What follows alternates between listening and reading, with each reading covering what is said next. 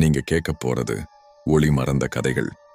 ஒவ்வொரு நிழலுக்கும் ஒரு ரகசியம் இருக்கு. வரவேற்கிறோம் டார்க் உலகத்துக்கு. கண் முழிச்சப்போ நான் ஒரு ரூம்ல இருந்தேன். தலை கனமா இருந்துச்சு.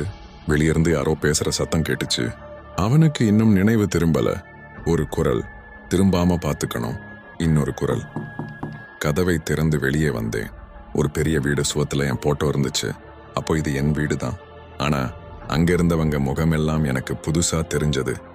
தம்பி, நல்லா இருக்கியா? ஒருத்தர் கேட்டாரு. எங்க அண்ணன்னு சொன்னாங்க. ஆனா எனக்கு அவரை யாருன்னே தெரியல. சின்ன ஆக்சிடென்ட், சீக்கிரம் எல்லாம் ஞாபகம் வந்துரும்னு சொன்னாங்க. ஆனா நாட்கள் போக போக எனக்குள்ள சந்தேகம் அதிகமாகிட்டே இருந்துச்சு. ராத்திரியில யாருக்கோ போன் பண்ணி மெதுவா பேசுறாங்க. என்னை பத்தி தான் பேசுறாங்க. நான் வெளியே போகணும்னு சொன்னா உடம்பு சரியில்லைன்னு சொல்லி தடுத்துடுறாங்க.